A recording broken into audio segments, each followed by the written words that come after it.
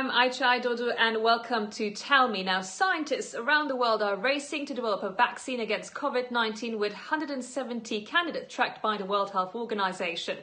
Now, the debate is not only who the front runner is or how effective the vaccine may be or how realistic the targets are to develop one before winter, but also it's about public trust. Now, latest studies suggest that many people haven't made up their mind whether they would get vaccinated. And this might have a lot to do with how countries have handled the coronavirus crisis. Now, in this edition of Tell Me, to talk about this further, we'll also be looking at the latest progress in vaccine and whether all countries will also get the vaccine and why people have doubts and concerns. And to talk on this further, joining me on the program today, I have President of Research Aid Networks and virologist Jeremy Rossman, Senior Fellow at the Federation of American Scientists and Health Economist Eric Felding, and also we'll be talking to someone who is anti-vaccination and nutrition and health expert Ryan Alexander. Thank you for joining us on the program today. Now, first of all, as we said, scientists are racing to develop a vaccine against COVID-19. Our health correspondent Nicola Hill looks at where we are with the progress. Let's look at that first. The race to develop a vaccine against the SARS-CoV-2 virus certainly has many entrants, with the World Health Organization stating around 170 candidates are being developed. 31 are in human trials, with 6 of them at the all-important Phase 3 stage. And there's the claims by Russia that it's already created the first vaccine, although it hasn't held its Phase 3 trials yet. As 40% of vaccines fail in Phase 3, there's no real knowing which or how many of these will be effective. The UK government's hedging its bets and has put orders in for 6 different vaccines. That's 340 million doses. Although so far scientists don't know how many doses each vaccine needs or how long any immunity will last. America's also been shopping, the latest for 100 million doses of the Moderna vaccine. These deals have led to fears of vaccine nationalism, something the WHO is keen to avoid. We need to prevent vaccine nationalism. And for this reason, WHO is working with governments and the private sector to both accelerate the science through the ACT Accelerator and ensure that new innovations are available to everyone, everywhere, starting with those at highest risk. In the US, President Trump has said it's possible a vaccine will be available before he goes to the polls on November the 3rd. But this view isn't widely shared.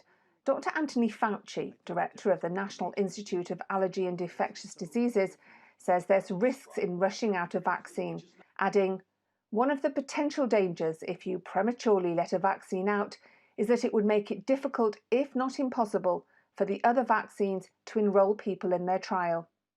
There's a lot of focus on the Oxford vaccine after initial human trials showed both a strong antibody and T-cell response. According to England's Chief Medical Officer, Professor Chris Whitty, the promise it would be available by autumn is looking unlikely.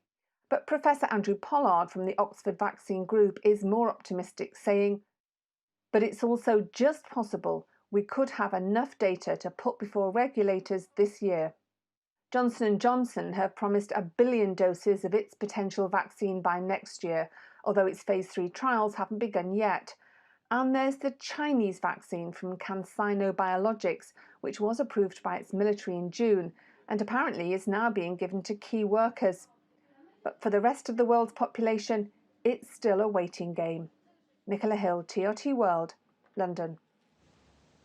Now let's start to talk with you, Jeremy, and hear your thoughts on the race to develop a vaccine. Where are we exactly? This is an ongoing process. We have a lot of vaccines that have been in development, and now we have multiple vaccines that are progressing through various stages of the clinical trial process. So I think at current estimate, we have 47 vaccines that are in various stages of clinical trials, but there are only 8 vaccines that are in variants of the Phase 3 clinical trials, where we're waiting to see the results before licensing. So it's really important to mention that, in fact, many, up to 40% of vaccines fail in Phase 3 clinical trials. So we have a lot, but we're seeing a lot of attrition as it goes, and we will likely see more. So it's a little early to say exactly which vaccine is going to win this race, but we will likely have multiple vaccines that come out at the end. And it's looking optimistic in your point of view. Absolutely. I think it's very likely that we will have multiple vaccines that are able to elicit a protective immune response, or at the very least reduce the amount of very severe disease that people are suffering, because it's not just a matter of protecting people, it's also alleviating severe disease and reducing the risk of fatalities. So I think it's very likely that we will have multiple vaccines that will work for this and that will prove safe, but we need to make sure that we have the data before we license the vaccines, that we know the vaccines are safe, and we know that the vaccines are effective. But I am optimistic that by early next year and moving into the summer of next year, we will have multiple vaccines that are available. And to understand a bit better, what does it mean for the pandemic in terms of immune response? So in terms of immune response, the vaccines are basically designed to elicit the immune response that you would get if you were naturally infected. And the hope is that this immune response is sufficient so that somebody that just gets the vaccine will then be resistant if they're exposed to the virus and won't get infected at all.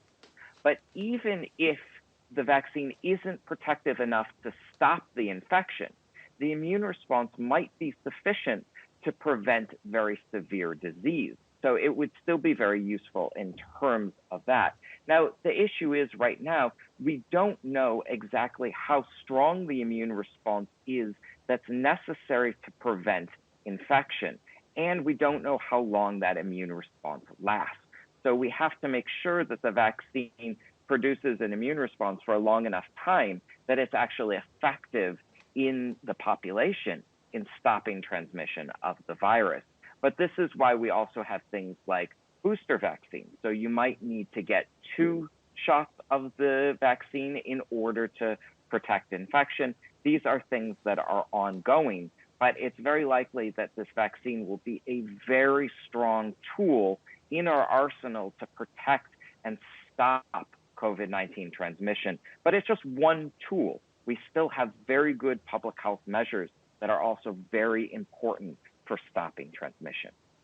And I think to actually talk about the process of the developing vaccine helps us to understand what it means and why we might need it. And this conversation has to be open. So let's bring in epidemiologist and public health expert here, Eric, with you. So as we said, we are looking at vaccination, but where are we now with the coronavirus? I mean, is the worst over, or are we in there for the long haul? The worst is you can't say for certain it is over. I think, as Dr. Anthony Fauci pointed out, we are in a long haul for a while. This pandemic will extend into not just 2021, but potentially even 2022, because even though the vaccine will be available, whichever one it is, or multiple versions out there, it will still take many, many months, if not over a year, to successfully roll it out to the entire world. And this is a pandemic.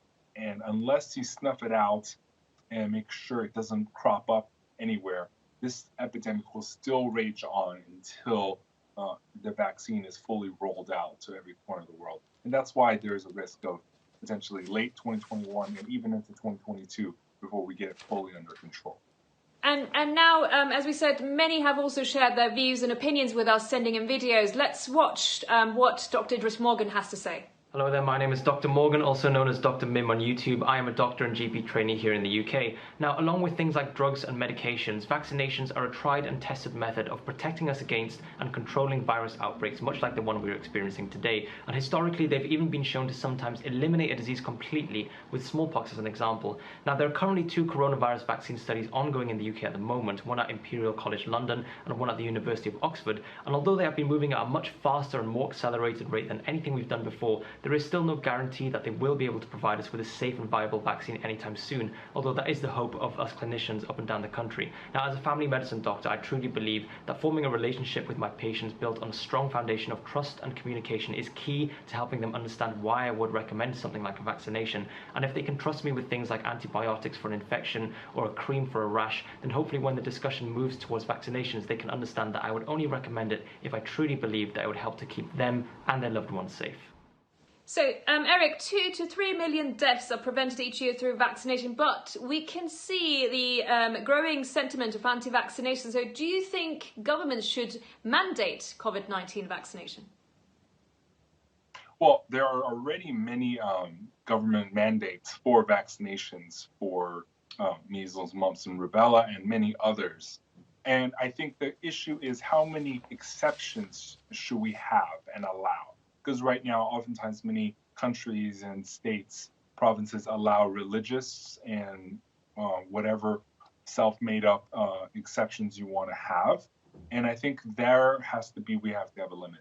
But at the same time, we can't push too hard.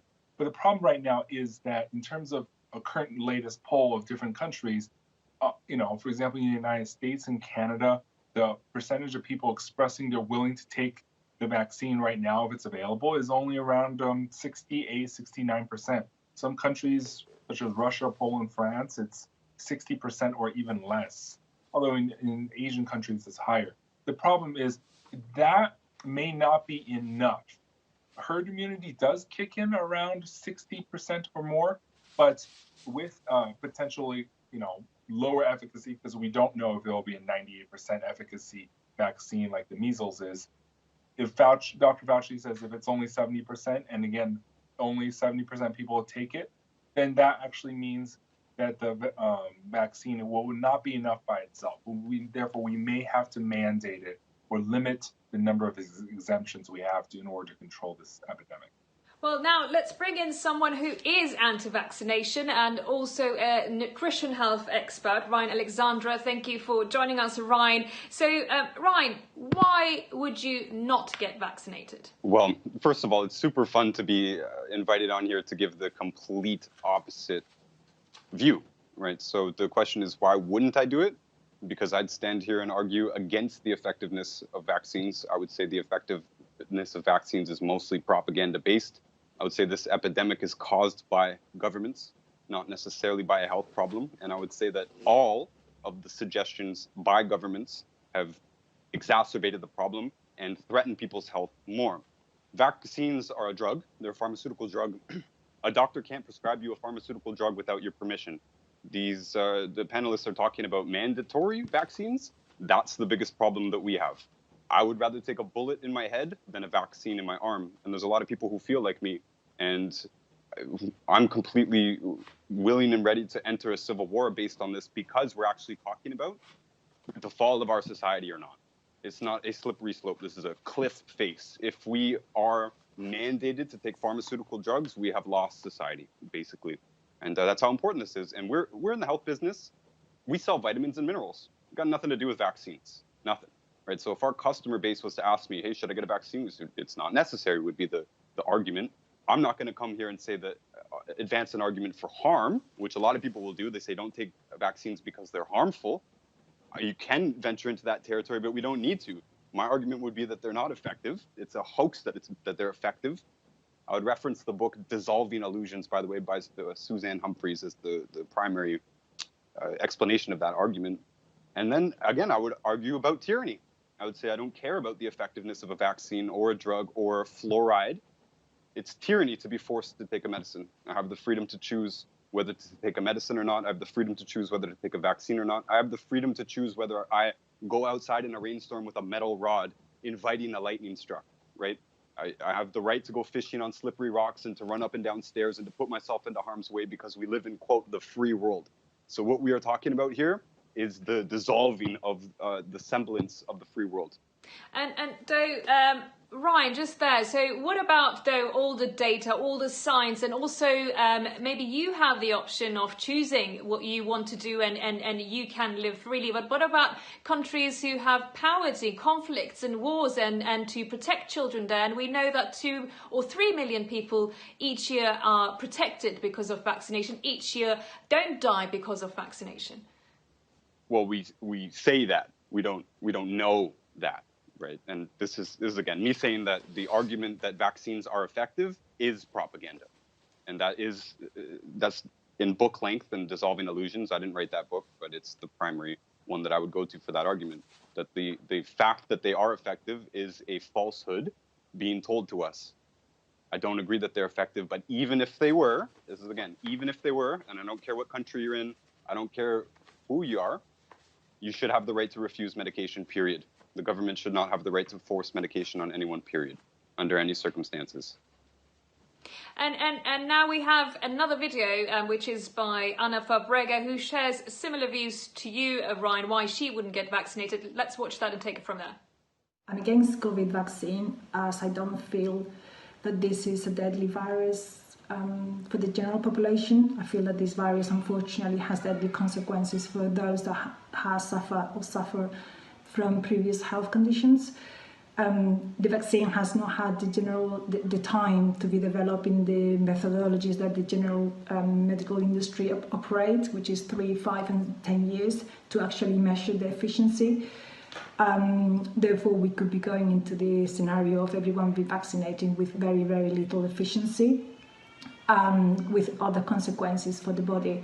I feel that any virus like this one that is not deadly, as opposed to deadly virus like Ebola or anthrax, I feel like we should allow the body to develop their own immune system, which is, in history has been proven the natural way of doing it. Therefore, yes, I would not be supporting the use of vaccine in either my children or myself. Now, Ryan, this is how Anna feels, and she shares with you similar views as well. So, but if Anna doesn't get vaccinated, if you don't get vaccinated, if millions don't get vaccinated, doesn't it put other people at risk, or especially people who have underlying health conditions? I would say that's totally bogus anyways. This herd immunity concept just sounds so silly. It sounds silly to third graders. Why you being vaccinated is supposed to protect you, but yet I have to be vaccinated in order for your vaccine to work. That is completely nonsensical. I have no idea how they even formed the actual philosophy to advance this argument. So that's just trash. It's garbage. And also, I don't care. I just don't care. Again, we're talking about freedom. We live in a free world. I'm promoting freedom. In the health business, we're promoting people to, sorry if it sounds rude to the experts on board, but to fire their medical doctor. To fire their medical doctor for their bad advice and to empower people to make the choice. We tell people all the time, we can't, as alternative practitioners, I can't legally tell you not to take drugs or vaccines, right? I can tell you which drugs have withdrawal effects and not, and I can encourage you to talk with your doctor about it or not. And we can say that if you want to get healed, it's got nothing to do with those drugs. And I can tell my customers that if they are on any pharmaceutical drugs, including a vaccine, it's only going to make my job more difficult in helping them to get healthy. And if they want to be empowered to take care of their own health, which is what we're recommending here, we're actually saying the government is bad for health, that medical doctors and every official health thing is actually bad for health. The World Health Organization is bad for health. If you follow the CDC's guidelines, you will have a problem. If you follow the US government's food plate, you will probably develop diabetes. This is how bad the advice is. So the herd immunity thing, gibberish, nonsense. The fact that this is allowed to be on mainstream channels is totally beyond me. I mean, I talked earlier about saving our society. I really don't know what's left to save. I believe, Ryan, here, Eric's got something to say. So let's bring him into this conversation. This is how we actually maybe can understand each other better if we talk, if we do debate. So, Eric, yes, to you. Yeah, hi. So there has been a wealth of data around herd immunity. They do work at a certain level. I'm actually not pro herd immunity without a vaccine. There's those proponents in Sweden who are trying to push for herd immunity. Herd immunity does protect you because, the mathematical and actual scientific evidence all support that. And for him to claim fire all medical doctors, that government is bad for health, WHO is bad for health, these are some of the most ludicrous things I've ever heard. Now, and also just the fact that he simply doesn't care about others. We have, seatbelt laws, we have helmet laws. They're not tyranny to actually to have anti-tobacco rules in public spaces. And so, first of all that tyranny argument is ludicrous because it actually saves more lives. And secondly, there is so much evidence and data, and then for him to simply say they're falsehoods. So, Ryan, just one last thing. That's what Eric had to say. Now, maybe throughout this whole coronavirus crisis, I know that looking at countries, I feel like I was left without information. I am shielding, I'm at home. I feel like I'm protecting the health system, but it's not maybe protecting me enough. So yes, I believe I don't have enough information to believe in the policies, but I do feel I have to get vaccinated. So if you were critical condition, if you were in hospital, just one last thing to ask you. Would you get vaccinated if they told you that was the only way out? Knowing what I know now, I will never get vaccinated for any reason. Well, thank you very much for joining us and sharing your views with us on Tell Me, and it was and good to hear here. So, Jeremy, let's continue with you. What have you got to say to this debate? I'm not a huge proponent of the idea of mandated vaccination because what we need is a real conversation about vaccines. And we haven't been having that real conversation about vaccines. Now, I think vaccines are incredibly effective. Not all vaccines are perfectly effective, but there are a lot of people that have a lot of concerns about vaccines. And going out and saying, look, you need to go get a vaccine and you need to put this in your body, this is not going to help this conversation. We need to be talking about people about what is the data. And when you say talk about, though, looking at and someone who shares anti-vaccination views during the program, and also about people that I've spoken to during this program, also talking to a lot of people, and they said one thing they don't feel sure is which country's vaccine will be safe, or how can I trust it entirely, whereas where I've been looking throughout this coronavirus time, I haven't trusted the policies of government. So how do you really overcome that and build that trust with people? Yeah, this is an incredibly difficult part of time right now because it depends on how governments are actually promoting their vaccines. We've heard about Russia licensing and starting to vaccinate with a vaccine that has no clinical trial data that's ever been published. As a public health professional, this really makes me concerned because that's not a vaccine that I would endorse right now.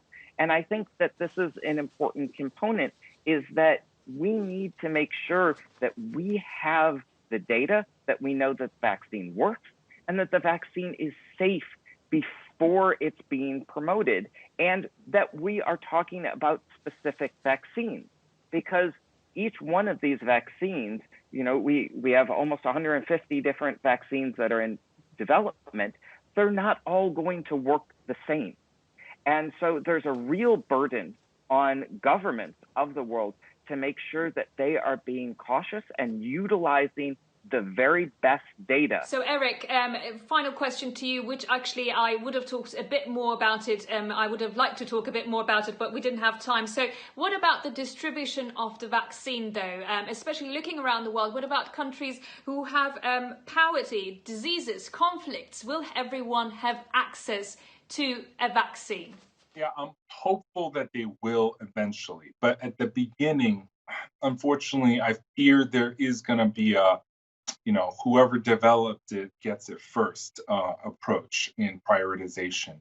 And obviously their healthcare workers and essential employees being at the front of that queue. But in these developing countries, I fear that developed countries need to see that unless this epidemic is quashed in every corner of the globe, we will always be living in this eerie nervousness of, is it going to come back? And this is why WHO works hard to quash Ebola outbreaks and many other outbreaks in other parts of the globe, because quashing them and preventing them and making sure there is zero COVID throughout the world is ultimately the solution to ending this pandemic for all, for us to go back to our normal lives. And so we have to prioritize developing countries too, not just those who have the wealth to afford the vaccine at the very beginning. Eric Felding and Jeremy Rossman, thank you very much for joining the show today and for everything. So thank you very much. And next week on Tell Me, we are looking at the rise of Islamophobia, which has surged during lockdown. And we want to talk about how do we get past this. So let's talk about your experiences. Share with me your concern, your opinions, your thoughts to my Insta account, ChaChaI. And do stay safe and sane until next week.